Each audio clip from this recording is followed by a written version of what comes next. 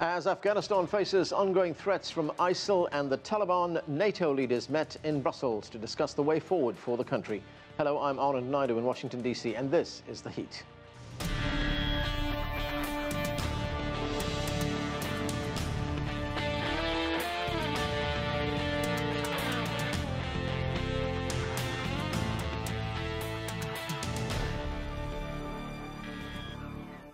After nearly 16 years of war, what is the way forward for Afghanistan? That's a question NATO leaders are asking after a summit in Brussels on Thursday. Members of the military alliance renewed their commitments to Afghan partners as NATO leaders weighed deploying additional troops.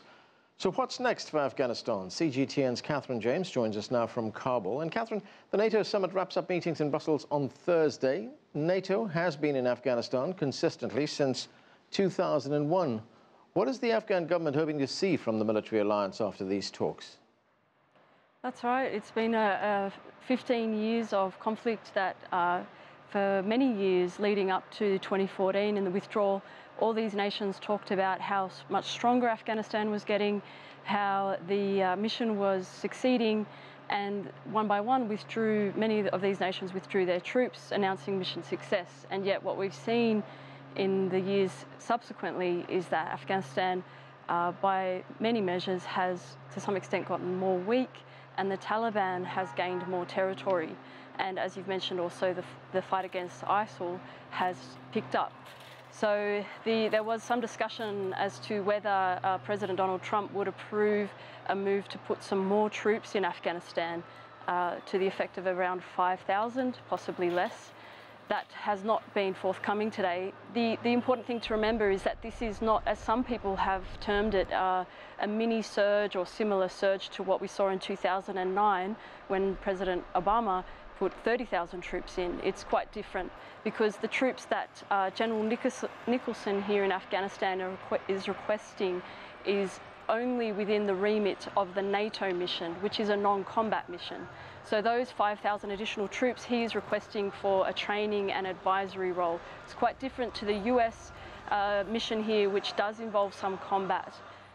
Catherine, you're there on the ground. What are the challenges facing Afghanistan domestically? There are obviously an extensive number of challenges, the key one being that the insurgency is ongoing 15 years since the Taliban regime was ousted from power, and by all accounts they are stronger than they were back when their regime was toppled. And so that is number one, and at this stage most of the players in this conflict agree that there will not be a military victory. So the attempts to secure Afghanistan by military force are there simply to put some kind of stop to the increases of land and influence that the Taliban has gained in these years. On the other hand, the political agreement or political negotiations are ongoing, and that is something that President Ashraf Ghani has been trying very hard to bring Pakistan around to that, given that it is understood that Pakistan are the strongest backers, elements within Pakistan are the strongest backers of the insurgency here. On the other hand, Afghanistan is also facing an incredible humanitarian crisis. It is witnessing the displacement of some 1.5 million people within the country, and there is a further 1 million plus returning from other countries. It is a situation that Afghanistan simply is not able to cope with on its own.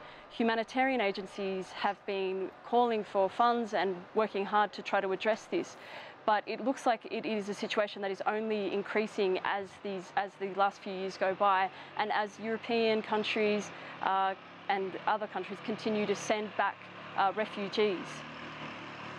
Thanks, Catherine. That's CGTN's Catherine James reporting from Kabul.